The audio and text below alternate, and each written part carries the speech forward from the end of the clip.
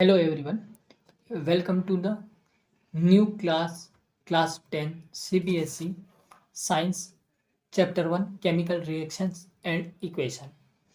आज हम इस क्लास के माध्यम से अपने CBSE क्लास 10 की शुरुआत कर रहे हैं जो कि सब्जेक्ट है साइंस, और उसमें हम चैप्टर शुरू कर रहे हैं नंबर 1 जो कि है केमिकल रिएक्शंस एंड इक्वेशंस। ठीक है, क्लियर होगी बात। ये हम 2025 और 26 के सेशन के लिए शुरुआत कर रहे हैं, और इस शुरुआत में हम बात करेंगे कि क्या सिलेबस है, क्या वेटेज रहता है, किस सब्जेक्ट से कितने क्वेश्चन आते हैं, क्या हमें पढ़ना है, क्या नहीं पढ़ना है, और फिर हम शुरुआत करेंगे उसके बाद में हमारा chemical reactions and equation chapter 1। Clear होगी बात, यहाँ तक समझ में आ गया होगा। आगे बढ़ते हैं थोड़ा सा, और चैनल पर नए हो तो सब्सक्राइब कर देना, क्योंकि ऐसा ही रोज़ाना आपको फ्री क्लास फ्री नोट्स मिलते रहेंगे, जो कि आपको डिस्क्रिप्शन में लिंक है टेलीग्राम चैनल की, वहाँ से जुड़ जाना। वहाँ पर आपको फ्री में क्लास फ्री में नोट्स प्रोवाइड हो जाएंगे। ठीक है, और क्लास हमारा रोज़ाना फिक्स टाइम पर चलेगी, जो कि आज की क्लास आएगी उसके माध्यम से मैं आपको बता दूंगा। ठीक है, आगे बढ़ते हैं, थोड़ा सा देखते हैं चैप्टर्स के बारे में। तो चैप्टर्स नेम जो है वो है यहाँ पर आपके सामने स्क्रीन पर दिख रहा होगा आपको। तो चैप्टर्स का नंबर 1 का नाम है chemical reactions and equation, acid bases and salts. उसके बाद में नंबर 3 है metals and non metals. Number 4 है carbon and its compound. Number 5 है लाइफ प्रोसेस। नंबर 6 है कंट्रोल एंड कोऑर्डिनेशन। नंबर 7 है how do organism reproduce. Number 8 जो chapter है वो है हेरिडिटी। ठीक है, यहाँ तक बात क्लियर होगी। अब हम थोड़ा सा और आगे बढ़े तो देखें यहाँ पर कि अगला जो चैप्टर है वो है आपके नंबर 9 है light reflections and refraction. Number 10 है the human I and colour world. Number 11 है इलेक्ट्रिसिटी, और नंबर 12 है magnetic effect of electric current. Number 13 है आवर इन्वायरमेंट। अब समझिएगा, मेन बात जो शुरू होती है वो अब होती है, क्या है कि आपके जो चैप्टर्स 1 से लगा करके चैप्टर्स 4 तक हैं वो है केमिस्ट्री के चैप्टर्स। किसके हैं? केमिस्ट्री के। और चैप्टर 5 से लगाकर हेरेडिटी चैप्टर 8 तक ये जो चैप्टर्स हैं ये किसके हैं? बायोलॉजी के। और फिर नीचे बात करें तो यहाँ पर देखना आप, जो आपके चैप्टर 9 से लगाकर और चैप्टर 12 तक फिजिक्स के चैप्टर हैं, और चैप्टर 13 जो है वो बायोलॉजी का चैप्टर है। क्लियर होगी बात, यहाँ तक बिल्कुल समझ में आ गया होगा। अब देखिए थोड़ा सा और आगे बढ़ते हैं, देखते हैं। यहाँ तक अगर आप समझ गए होंगे तो एक लाइक और एक कमेंट्स के माध्यम से मुझे बता दीजिएगा। अब आगे बढ़ते हैं थोड़ा सा और देखते हैं। अब देखिए यहाँ पर सब्जेक्ट का वेटेज कितना रहेगा, कौन सी सब्जेक्ट से कितने क्वेश्चन आएंगे, क्या केमिस्ट्री से कितने प्रश्न आएंगे, कितने नंबर के होंगे, और बायोलॉजी से कितने नंबर के प्रश्न आएंगे, और फिजिक्स से कितने नंबर के प्रश्न आएंगे। तो यहाँ पर मैंने आपका कॉन्सेप्ट क्लियर करने के लिए एक तरीका अपनाया है जो कि आपके सामने है। तो केमिस्ट्री की बात करें तो केमिस्ट्री से आपके 25 मार्क्स के क्वेश्चन आएंगे। कितने? 25 मार्क्स के। और जो बायोलॉजी है यहाँ से 30 मार्क्स के क्वेश्चन आएंगे, क्योंकि हमने देखा था कि केमिस्ट्री के 4 चैप्टर हैं, बायोलॉजी के 5 हैं, और फिजिक्स के 3 या 4 चैप्टर हैं। फिजिक्स के भी 4 चैप्टर हैं। तो यहाँ तक बात क्लियर होगी। फिजिक्स के 4, केमिस्ट्री के 4 और बायोलॉजी के 5 चैप्टर हैं। तो बायोलॉजी सबसे ज़्यादा वेटेज रखती है 30 मार्क्स का, केमिस्ट्री 25 मार्क्स का, और फिजिक्स 25 मार्क्स का। क्लियर होगी बात, समझ में आ गई होगी। अब थोड़ा सा और आगे बढ़ते हैं। देखिए यहाँ पर नीचे मैंने लिख रखा है कि आपका टोटल पेपर जो होता है वो 80 मार्क्स का होता है। कितने का होता है? 80 मार्क्स का होता है। और 20 नंबर जो होते हैं, 20 नंबर आपको सेशनल भेजे जाते हैं, जो कि आपकी एक्टिविटी, प्रैक्टिकल वर्क और आपकी अटेंडेंस, इन सभी को देखकर स्कूल वाले जो होते हैं जो वो सेशनल मार्क्स बेचते हैं। ठीक है, क्लियर होगा कॉन्सेप्ट? यहाँ तक बिल्कुल समझ में आ गया होगा।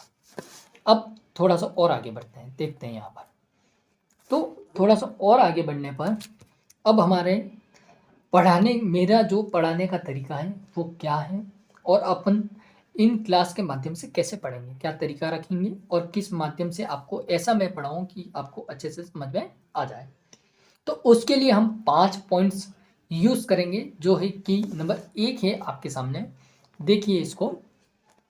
नंबर 1 जो है वो है you will read NCERT line by line, यानी कि हम एनसीईआरटी को लाइन टू लाइन पढ़ेंगे।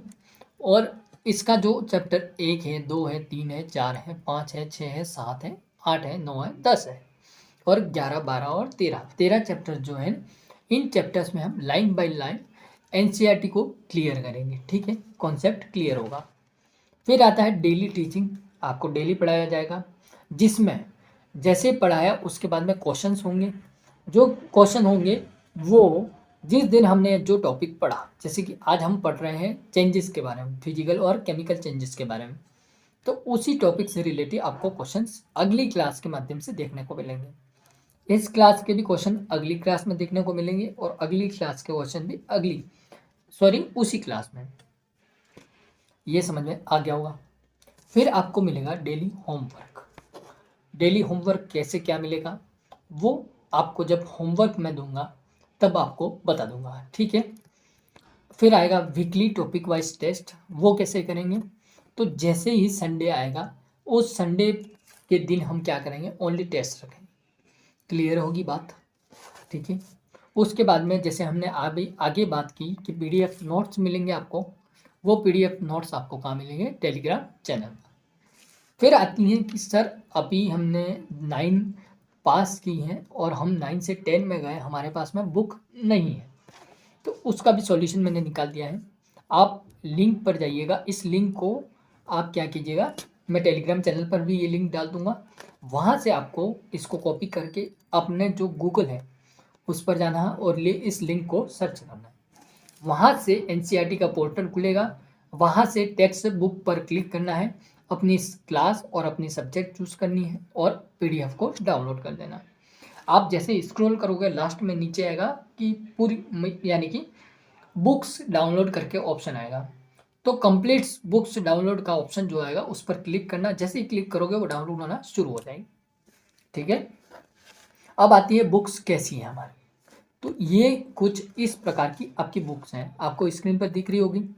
साइंस, ये आपकी साइड में बुक्स का मैंने जो है कलर वो आपको दिखा देता हूँ। कुछ इस प्रकार की आपकी बुक्स हैं। ठीक है, क्लियर होगा कॉन्सेप्ट यहाँ तक। अब थोड़ा सा और आगे बढ़ते हैं और आज के चैप्टर की शुरुआत करते हैं। आज का चैप्टर है हमारा केमिकल रिएक्शंस एंड इक्वेशन। इसमें देखिए यहाँ पर विद्यार्थियों कि सबसे पहले शुरू करेंगे तो बेसिक के बारे में बात करेंगे। जितना भी बेसिक है, बेसिक को क्लियर करके उसके बाद में हम आगे बढ़ेंगे। तो जब हमारा बेसिक क्लियर हो जाएगा तो हमें पता लग जाएगा कि सर हम अब पढ़ सकते हैं अच्छी तरह से, इस चैप्टर को कंप्लीट हमने कर लिया। ठीक है, कॉन्सेप्ट क्लियर होगा। अब बात करते हैं, हम शुरू करते हैं आज की जो चैप्टर्स है उसको। तो आपके चैप्टर्स के शुरुआत में ही आपको दे रखा है कि consider the following situations of daily life and think what happens when.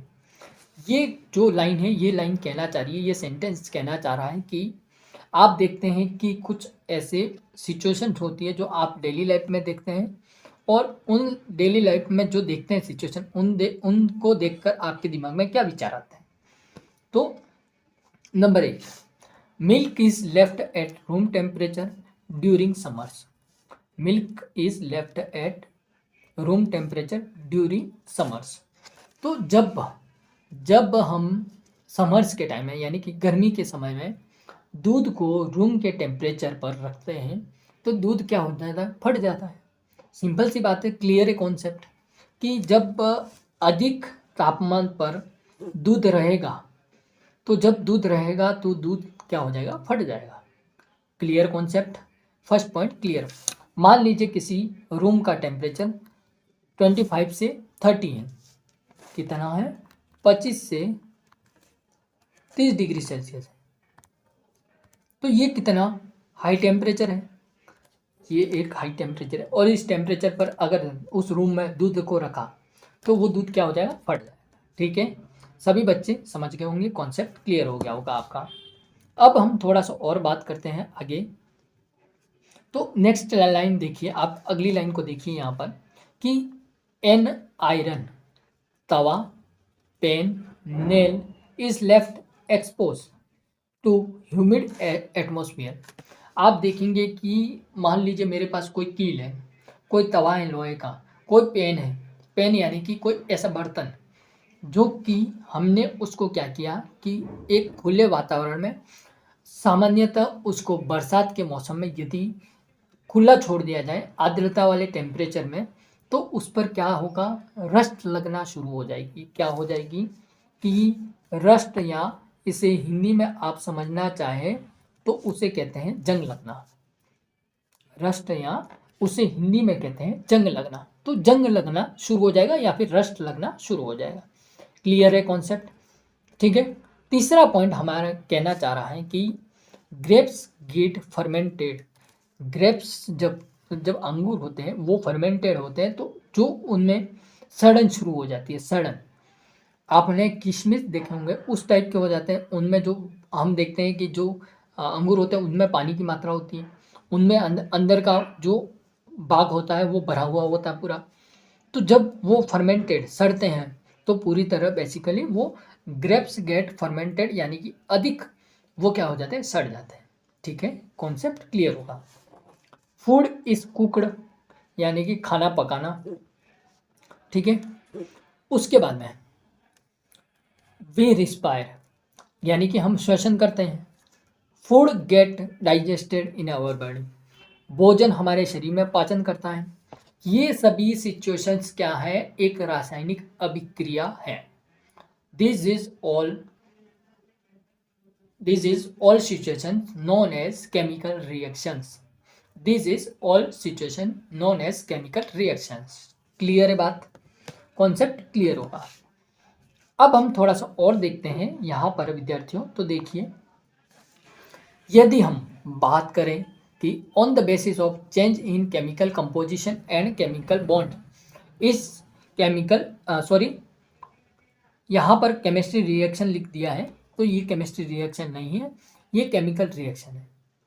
ठीक है, तो एंड केमिकल बॉन्ड केमिस्ट्री लिख दिया है, तो इसको केमिकल रिएक्शंस कर देना। ठीक है, मैं कर दूंगा खुद, तो आप एक बार यहाँ पर केमिकल रिएक्शन लिख देना। ठीक है, क्लियर होगी बात। तो ऑन द बेसिस, हम एक किसी चेंजिंग फॉर्म के आधार पर, चेंजिंग फॉर्म कितनी होती है, दो होती है। एक तो केमिकल चेंजेस होता है जो कि आपको स्क्रीन पर दिख रहा है। ठीक है, एक होता है केमिकल चेंजेस, ये वाला, और दूसरा होता है फिजिकल चेंजेस। तो हम ऑन द बेसिस अगर किसी सिचुएशन को देखें केमिकल कंपोजिशन के आधार पर, तो उसमें केमिकल चेंजेस होगा, लेकिन वहीं पर हम फिजिकल चेंजेस की बात करें तो नहीं होगा। क्यों नहीं होगा, कैसे होगा, क्या होगा, वो समझिए। अब मान लीजिए मेरे पास में कोई एक पेपर है, एक मिनट, मान लीजिए मेरे पास में कोई एक पेपर है। अब मैंने इस पेपर को फाड़ दिया, मैंने इस पेपर को फाड़ दिया, दो टुकड़े कर दिए। यहाँ पर नीचे कैमरा है, इसमें देखिए मेरा जो मैं बता रहा हूँ आपको। तो जब हमने इस पेपर को दो टुकड़ों में बांट दिया, तो ये क्या हुआ, जब हमने इसको दो टुकड़ों में बांटा तो फिजिकल चेंजेस तो हुआ। इसकी आकृति में जो प्रभाव था, इसकी जो वो शेप था, जो आकार था, वो बदल लिया, लेकिन इसमें केमिकल चेंजेस कुछ हुआ नहीं हुआ, फिजिकल चेंजेस नो। अगर इसी चीज़ को यहाँ पर फिजिकल चेंजेस नो इसलिए मैं कह रहा हूँ क्योंकि यदि हम इसको दो टुकड़ों में, इसके आकार में परिवर्तन होगा तो वो फिजिकल चेंजेस है, लेकिन यहाँ पर कोई केमिकल चेंजेस नहीं हो रहा है। मान लीजिए मैंने इस पेपर को, मेरे हाथ में जो ये कागज़ का टुकड़ा है, इसको मैंने जला दिया, तो इसको जलाने पर आप सभी ने देखा होगा, जब किसी कागज़ को जलाते हैं तो वहाँ पर राख आती है हमारे। इसको जलाने पर ये पूर्णतः जल जाएगा तो यहाँ पर राख उत्पन्न होगी। वो राख जो होगी उसे हम कहते हैं केमिकल चेंजेस। कॉन्सेप्ट क्लियर होगा। वो जो राख होगी उस राख को कहेंगे chemical changes, not physical changes. Clear? Concept clear. On the basis of हम देख रहे हैं कि change in chemical composition and chemical bond is chemical reaction, not chemistry reaction. Okay, यहाँ पर थोड़ा सा टाइपिंग में मिस्टेक हुई है तो वो हम ठीक कर देंगे। तो on the basis of change in chemical composition and chemical bond is chemical reaction. अब केमिकल रिएक्शन कैसे हो रही है? ये कागज का टुकड़ा है, ऑक्सीजन की उपस्थिति में हमने इसको हीट किया, आग लगे, तो हीट करने के बाद में इससे जो राख बनी, वो राख उसको यदि हम पानी में, अपने जो साधारण पानी होता है उसमें मिला देंगे तो वो एक क्या बन जाएगी? हाइड्रो ऑक्साइड बन जाएगी। हाइड्रो ऑक्साइड कैसे बन जाएगी? जो कागज था उसको H2O में मिलाया और ऑक्सीजन की उपस्थिति में मिलाया तो वो क्या हुई? हाइड्रो ऑक्साइड बन गया। उसी प्रकार से आप अभी एक वीडियो देखेंगे, उस वीडियो में मैं दिखा रहा हूँ आपको कि केमिकल जो रिएक्शंस हैं वो कैसे हो रही हैं। हमारे बुक में एक क्रियाकलाप दे रखा है, क्रियाकलाप नहीं कहे तो आप एक रिएक्शंस के बारे में दे रखा है वहाँ पर, कि जब हम मैग्नीशियम रिबन को रेगमाल के, जो रेगमाल होता है यानी कि एक रगड़ने का, जो घिसने का एक पेपर आता है, उसको जब घिस करके और उस रेगमाल को, यहाँ पर देखिए मैं भी समझाता हूँ आपको।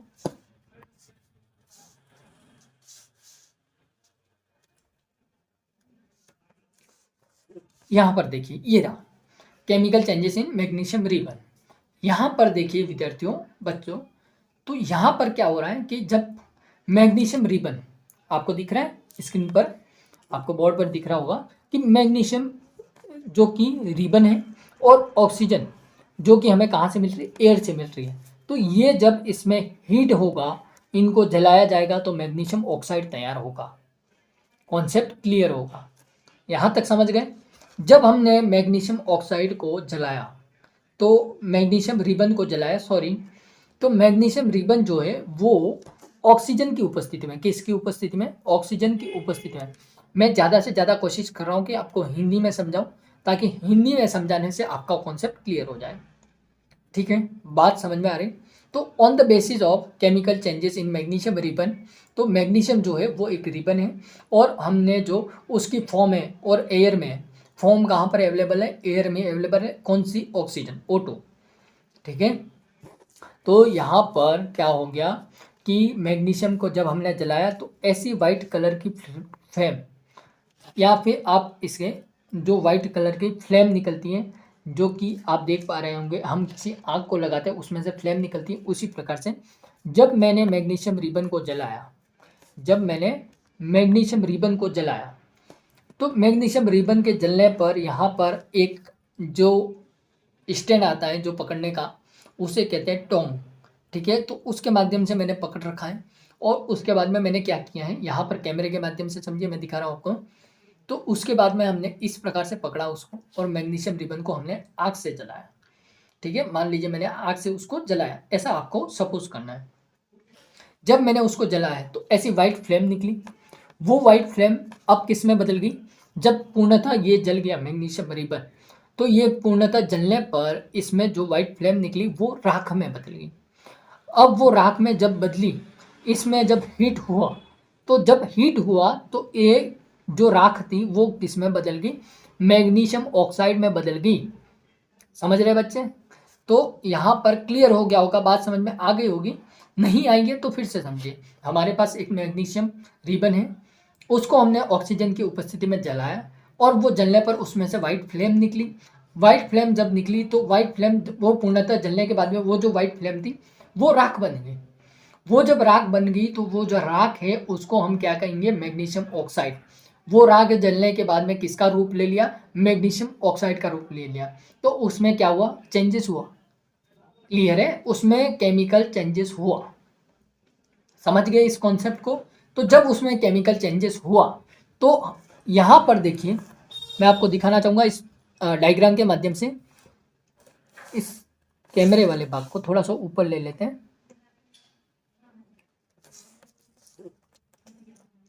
अब समझिए, यहाँ पर आपको दिख रहा है ये जो स्टैंड है पकड़ने का, ये जो पकड़ने का स्टैंड है, इसे तो कहते हैं टोंग।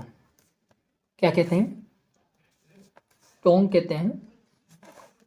ठीक है, तो इसे तो कहते हैं टोंग। ठीक है, ये हमने इस टोंग में पकड़ रखा है मैग्नीशियम रिबन। क्लियर होगी बात। अब ये जो आपको दिख रहा है ये क्या है? बर्नर है। बर्नर यानी कि जलाने का यंत्र, जो जिससे आग जलती है। ठीक है, तो उसके बाद में जब हमने इसको जलाया तो वॉश द ग्लास, हमने एक ग्लास का बर्तन लिया कुछ भी, उसमें उसको हमने इकट्ठा किया। उसके बाद में हमें यहाँ पर जो वो राख मिली, वो राख क्या थी? मैग्नीशियम ऑक्साइड थी। वो राख क्या थी? मैग्नीशियम ऑक्साइड थी। कॉन्सेप्ट क्लियर हो जाना चाहिए, बात बिल्कुल समझ में आ जानी चाहिए। कि मैं वापस समझाऊं तो मेरे पास में एक मैग्नीशियम रिबन है, उसको मैंने ऑक्सीजन की उपस्थिति में जलाया, वो मैग्नीशियम ऑक्साइड बन गया। मैग्नीशियम ऑक्साइड जो बना, तो जलाने ने उस रिबन को जलाने के बाद में जो राख बनी वो मैग्नीशियम ऑक्साइड कहलाती। अब यहाँ पर मैं एक वीडियो भी ऐड करूँगा, अभी वो वीडियो देखना और उसके बाद में मुझे बताना।